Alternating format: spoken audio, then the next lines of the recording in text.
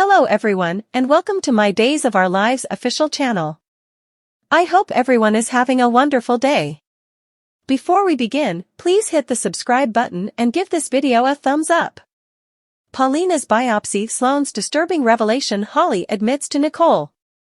Days of Our Lives uncovers that Nicole Walker DiMera returned home from her short escape with EJ DiMera and genuinely regretted missing Holly Jonas' birthday. However, EJ guaranteed her that Holly comprehended.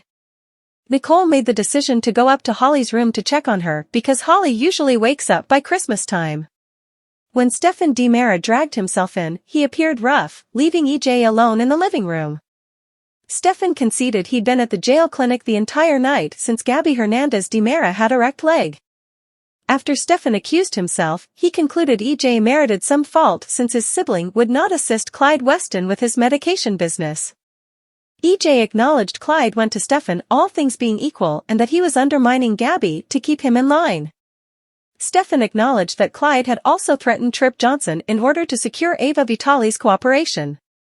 Since Stefan had a full DiMera enforcement team at his disposal, he begged EJ for assistance in getting rid of Clyde, but EJ refused to risk his family and career. EJ likewise cautioned that Stefan could wind up at Statesville in the event that he caused problems. However, he kidded that the brilliant side was that Stefan could land in a cell close to Gabby. At home on Monday's Days episode, Ava had a horrendous bad dream that Harris Michaels captured her for being important for Clyde's medication realm. When Ava awakened alarmed, Harris appeared without a doubt and offered the Christmas present he got her since he was unable to bring it back. It was a jewelry, so Ava permitted Harris to put it on her.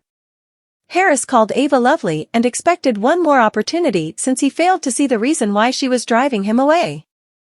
Ava persevered and attempted to give the neckband back, yet Harris pushed all her it and said he wasn't surrendering her easily.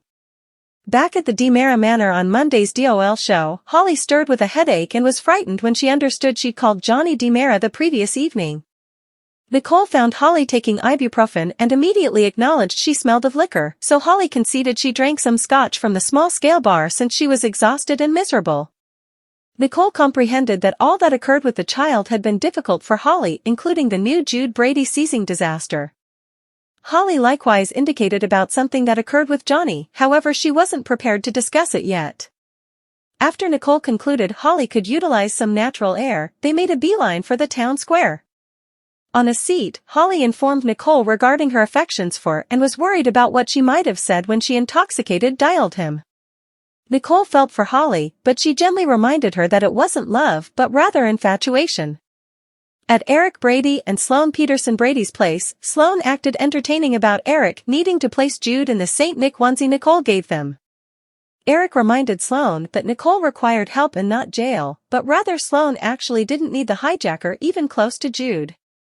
After Eric took Jude out for some time, Leo Obvious showed up at Sloan's entryway and would not go through one more night in the men's safe house. On the off chance that Sloan needed her mystery left hidden, she'd need to give him cash and a rooftop over his head. Leo requested a decent room with every one of the conveniences at the Salem Hotel and hunkered down regardless of Sloan's grievances. When Eric appeared in the town square with Jude in his carriage, Nicole attempted to dash with Holly. Eric halted Nicole and said he advised Sloan that they were probably going to run into one another occasionally. Nicole jabbered about Holly's headache, so Eric proposed an oily breakfast would help and got both of them to go along with him at a table. After Holly inquired as to whether she could hold Jude, Eric let her get him and present herself. Eric and Nicole likewise thought back about when Holly was nearly nothing, so they were all chuckling when Sloan and Leo showed up somewhere out there. Sloan seemed uneasy when he saw Nicole, Eric, Holly, and Jude together because Leo said that they looked like the perfect little family.